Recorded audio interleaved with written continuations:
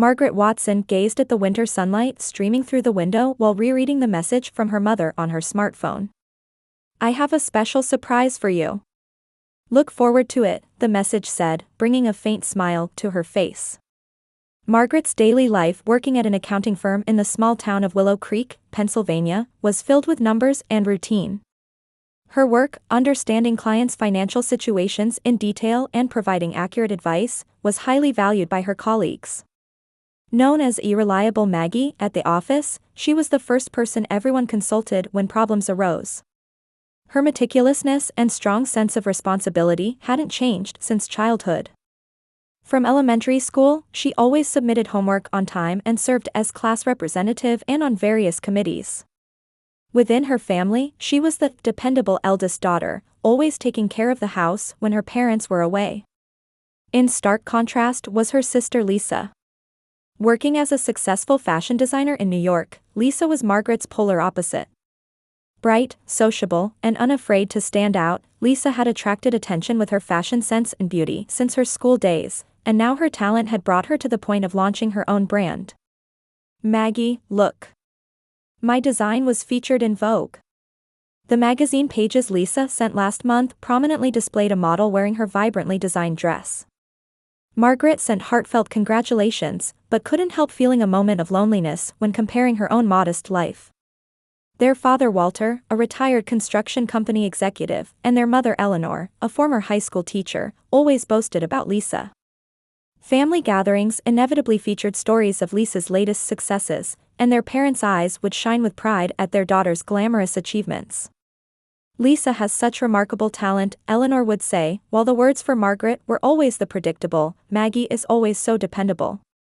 Behind that word dependable always lurked the expectation that she would take care of household chores and look after her parents. Margaret sighed deeply as she looked at the travel bag on the kitchen counter. During this Christmas vacation at her parents' home, she was expected to handle numerous household chores and help with the year-end cleaning. This had been her natural role as a daughter for many years. Recently, Margaret had begun to feel strongly uncomfortable with this unequal relationship.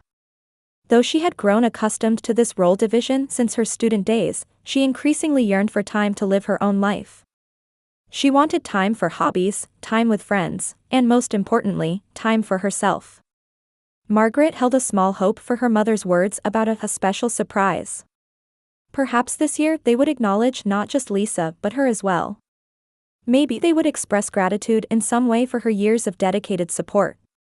Margaret loaded the last of her luggage into the car and began driving toward Willow Creek. Watching the snowy landscape outside her window, she wished this Christmas would be something special. Christmas morning found the Watson family living room wrapped in the warmth of the fireplace and the scent of pine. Outside the window, snow fell quietly, creating a perfect white Christmas scene. Margaret, having already helped with extensive cleaning and meal preparations since arriving at her parents' house, felt tired but her heart leaped at the special atmosphere of Christmas morning. "Everyone, breakfast is ready." Eleanor's cheerful voice rang out from the kitchen, and Margaret, having just finished decorating the Christmas tree in the living room, headed to the kitchen. The table was laden with colorful fruits, bacon, eggs Benedict, and freshly baked croissants, while Eleanor poured orange juice into glasses. "Maggie, thank you. The table setting is perfect," Eleanor said, but her gaze quickly turned to Lisa, who was coming down the stairs. "Lisa, that sweater is lovely. Did you design it yourself?"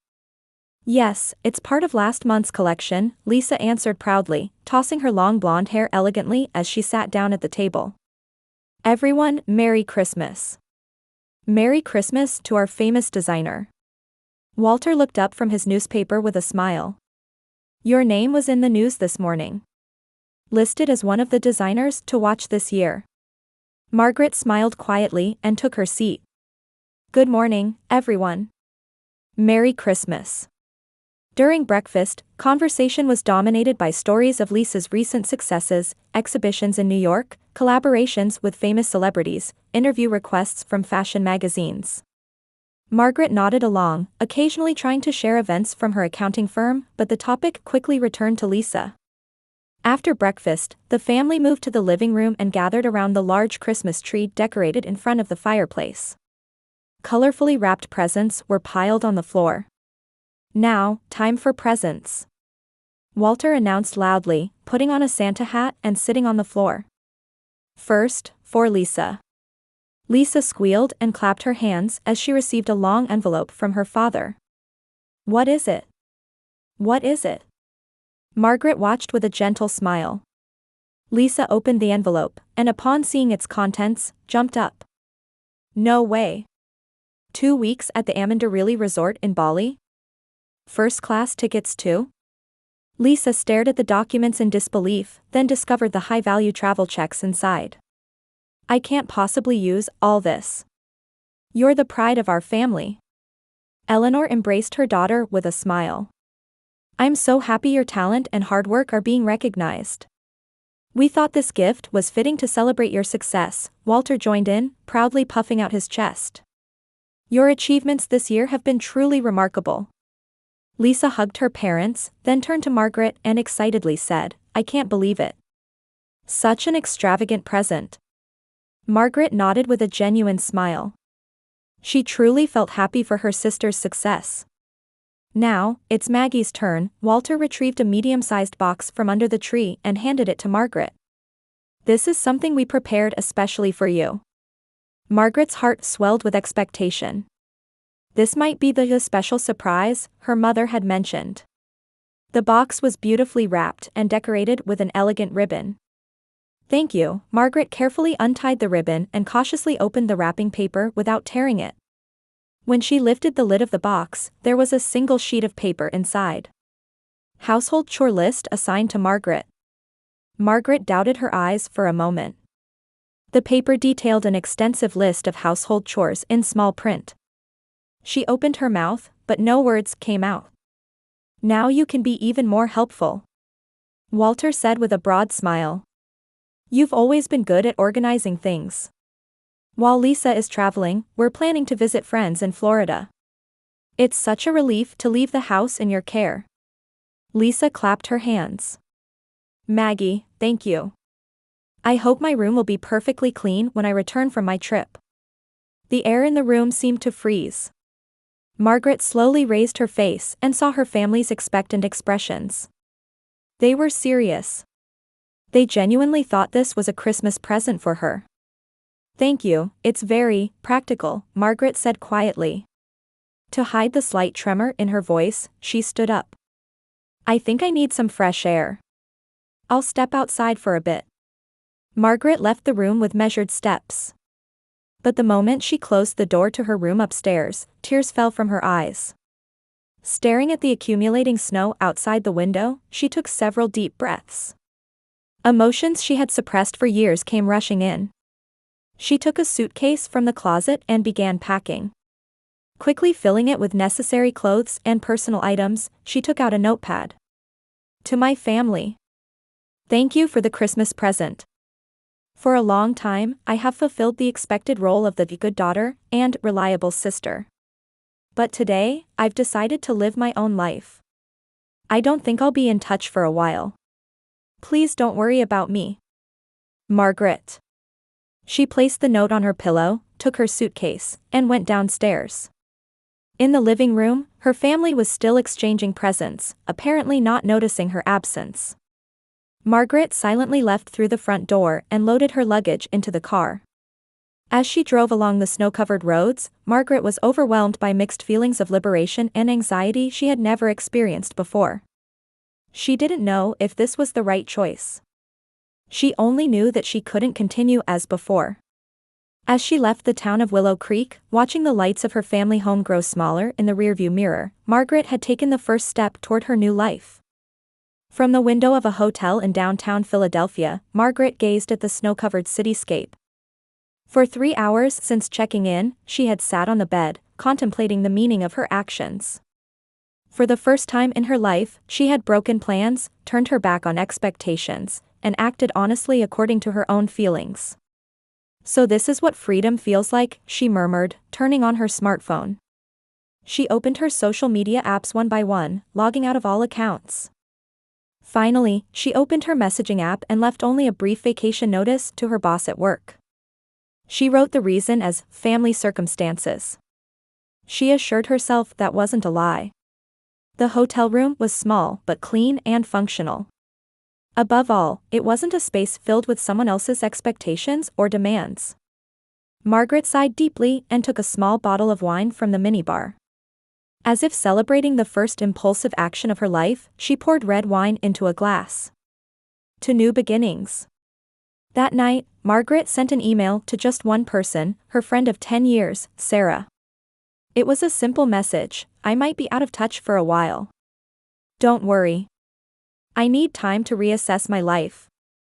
As Christmas night deepened, anxiety began to spread in the Watson household. I checked Maggie's room. Eleanor returned to the living room with a changed expression. Her luggage is gone. And this was on her pillow.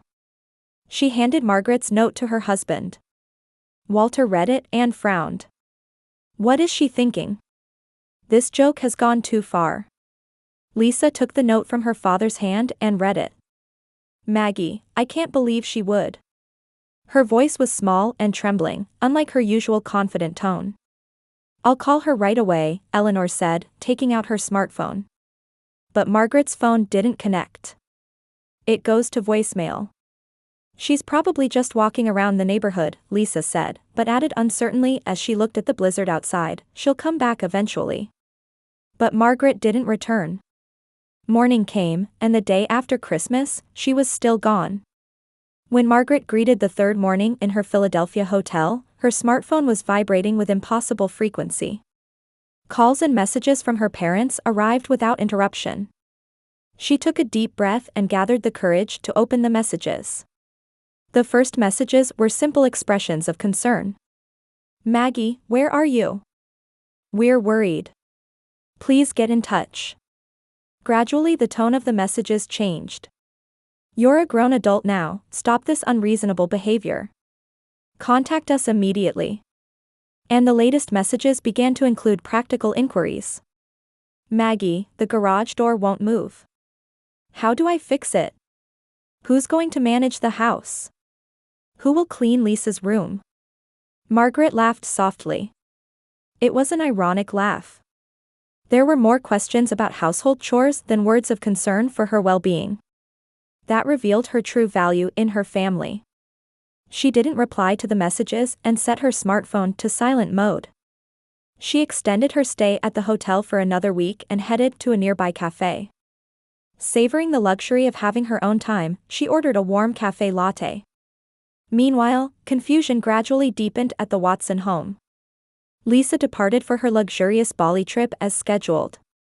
Before leaving, she hesitated a bit, but when her mother said, "It's a special gift, and Maggie would want you to go," she regained her smile and seemed reassured.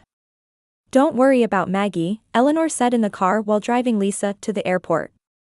She's always been responsible, so she'll come back eventually.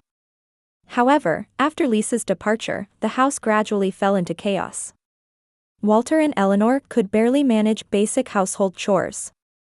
In their generation, gender roles were rigid. Walter considered housework women's work, and Eleanor, despite having worked as a teacher for years, had relied on Margaret for most household tasks.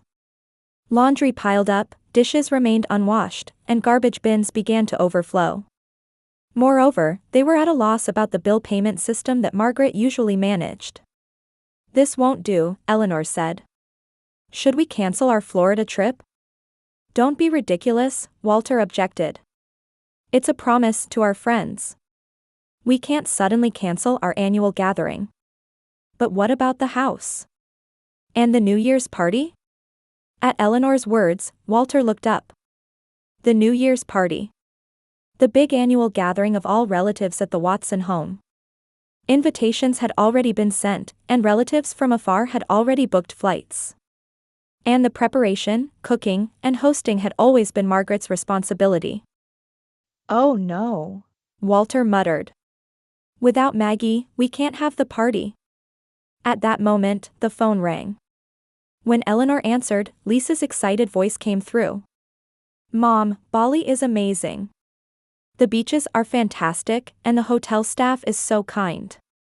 While listening to Lisa, Eleanor's mind was preoccupied with worries about the party. Lisa, have you heard from Maggie? No, I haven't. Isn't she back yet? Lisa's voice sank a little. No, not yet. And Eleanor searched for words. I'm thinking about the New Year's party. Oh, Lisa's voice showed understanding. It'll be tough without Maggie. After hanging up, Eleanor and Walter tried calling Margaret's cell phone again. This time, instead of going to voicemail, it rang briefly before disconnecting. At least it indicated her phone was on. I'll try sending another message, Eleanor said and began typing. Maggie, please get in touch. It's important. There was no reply. As the year's end approached, anxiety in the Watson home reached its peak. 3 days until the new year. Relatives would soon arrive. The house was a mess, and no preparations had been made. We can't wait any longer, Walter decided. We need to find Maggie. They contacted Margaret's workplace, but received only the reply that she was on vacation. They also contacted her friend Sarah, but Sarah only said they should respect Margaret's wishes. I'll try calling her directly once more, Eleanor said. This time the phone rang, and suddenly Margaret's voice was heard. Hello? Maggie. Eleanor shouted. Where are you? Come back. On the other end of the phone, Margaret took a quiet breath. She gazed out the window, listening to her inner voice. It's about the party, isn't it? She said calmly. Yes, but not just that, Eleanor's voice was filled with urgency. We're worried about the house, and about you too. Really? Margaret asked. When I disappeared, wasn't your first concern not about me, but about the housework? Silence flowed on the other end of the phone. Maggie, please, this time it was Walter's voice. Come back home. Nothing works without you. Margaret closed her eyes. Conflicting emotions swirled within her chest. Between wanting to help her family and her new determination to value herself. Let me think about it, she finally spoke. I'll give you an answer tomorrow. After hanging up, Margaret lay on the bed, staring at the ceiling. What should she do? While savoring the freedom to choose for herself for the first time, she began to think deeply. Philadelphia morning was quiet. Margaret sat by the hotel window, holding a warm coffee and gazing at the cityscape. During these few days, she had taken time to think deeply about her life. Days spent always trying to be the good daughter, putting her own wishes aside. She realized she had lost sight of herself in trying to meet others' expectations.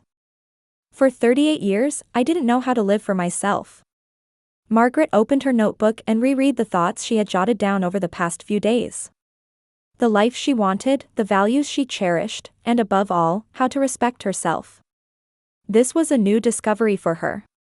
Yesterday, she had a long conversation with Sarah Fisher, a psychological counselor she had met by chance at a cafe near the hotel. Sarah listened to her story with a warm smile, occasionally posing sharp questions.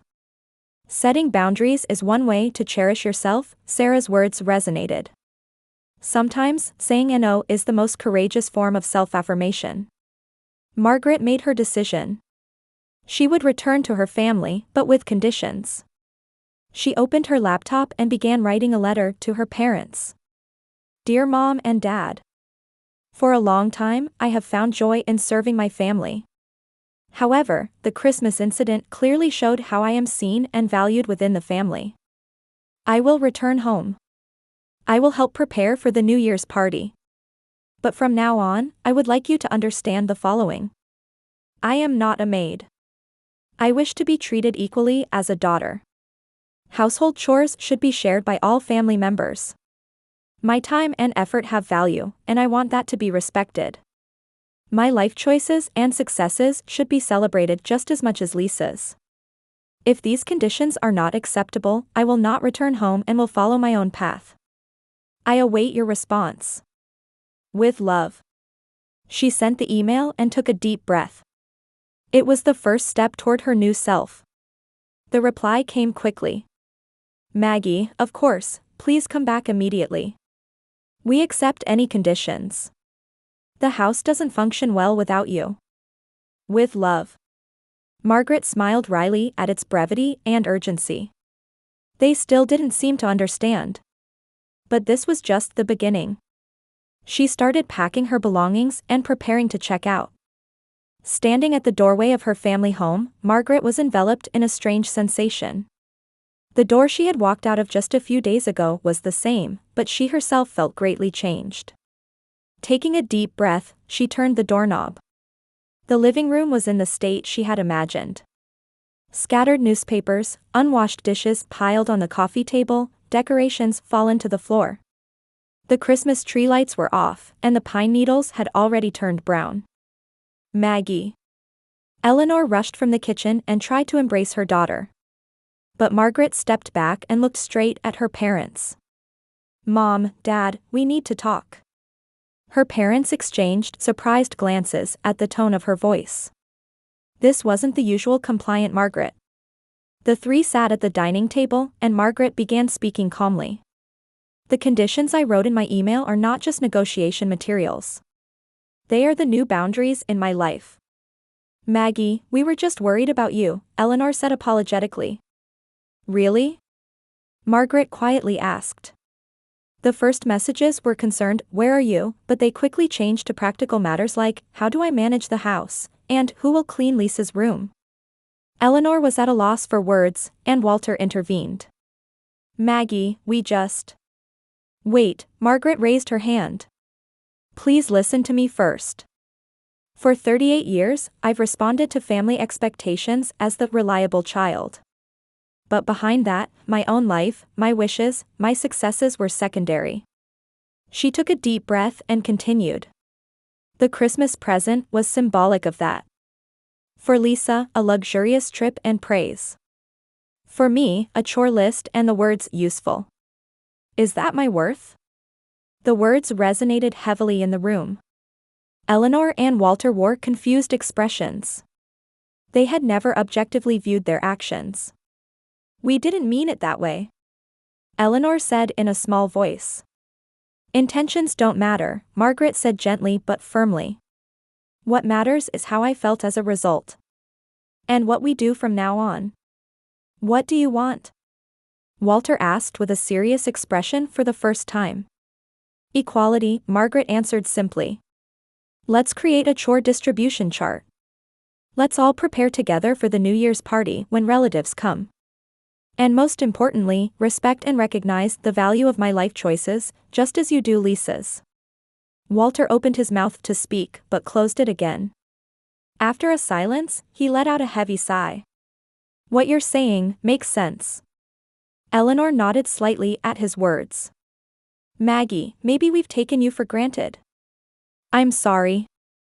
Margaret smiled softly for the first time. There's no need to apologize. What matters is what happens from now on. That afternoon, the three gathered in front of the kitchen whiteboard. Under Margaret's leadership, a chore distribution chart was created. Cleaning, cooking, shopping, garden maintenance, bill payments, all items were fairly distributed. When Lisa returns, we'll add her share too, Margaret said. At that comment, her parents hesitated momentarily but soon agreed. Honestly, I don't know how to do some of these chores, Walter admitted, a bit embarrassed. It's okay, Dad, Margaret said warmly. I'll teach you. Even if you're not skillful, there's value in trying. Eleanor was surprised by her daughter's change but began to feel hope for a new relationship. Maggie, you've always been strong, Eleanor took her daughter's hand. We just took it for granted. Preparing for the New Year's party became a new experience for the Watson family. Instead of giving instructions, Margaret worked together with the other two. Walter used a vacuum cleaner for the first time, and Eleanor challenged herself to prepare party dishes under Margaret's guidance. It's actually quite enjoyable once you try it, Walter said after finishing the living room decorations. I don't know why I avoided it for so long. Old habits are hard to change, Eleanor sighed. In our generation, role divisions were clear. But that doesn't mean they can't be changed, Margaret said. What's important is respecting each other and helping one another. The night before the party, there was a video call from Lisa. Her suntanned face from Bali appeared on the screen. Maggie. You're back. Lisa said brightly. I'm coming back the day after tomorrow. Will I make it in time for the party? You will, Margaret smiled. But when you get back, we need to talk. Is there a problem? Lisa frowned. Not a problem, Margaret said gently. A change. For the better. After the video call, Margaret returned to her room. For the first time since running away on Christmas, she would sleep here. But neither the room nor she herself was the same anymore. Looking up at the night sky outside the window, Margaret smiled slightly. It wasn't a complete solution. Years of unhealthy relationships couldn't be changed with a single confrontation. But this was the beginning of change. And above all, Margaret herself had changed, which was the biggest transformation. Knowing your own worth, she murmured. That's the beginning of everything. She took out her diary and began recording today's events and emotions. Like recording the beginning of a new chapter. On an April afternoon, with spring sunlight embracing the town of Willow Creek, Margaret was preparing dinner in the kitchen of her own apartment. 4 months had passed since Christmas, and her life had changed significantly. While continuing her work at the accounting firm, she attended watercolor classes once a week, pursuing a hobby she had long admired. And the biggest change was renting her own apartment, just a 20-minute walk from her parents' home. Living nearby to maintain relationships with her parents while securing her own space and time, that was the solution Margaret had chosen. Sunday evening dinners had become a new family tradition, and tonight was her turn to host at her apartment. The doorbell rang, and when Margaret opened it, her parents and Lisa were standing there. Something smells good, Eleanor smiled and presented a bouquet. The first tulips from the garden. Thank you, Mom. Margaret accepted the flowers and invited everyone in. Walter brought a bottle of wine, and Lisa carried a dessert box. Each bringing something, this was also part of the new tradition. How was your watercolor class this week? Lisa asked. Her attitude had also changed. After returning from Bali, Lisa had initially resisted the family's new policy, but with Margaret's firm attitude and her parents' consistent stance, she too had begun to adapt gradually. It was wonderful, Margaret replied, pointing to a small landscape painting hanging on the living room wall. This is my latest work. You've got talent, Walter said, looking surprised. Why didn't you start sooner? A moment of silence flowed at that question, but Eleanor gently nudged her husband's arm. That's something we should reflect on too. During the meal, conversation flowed naturally. Lisa talked about her latest fashion show, Walter reported on his golf progress in his retirement group gatherings, and Eleanor enthusiastically spoke about local volunteer activities.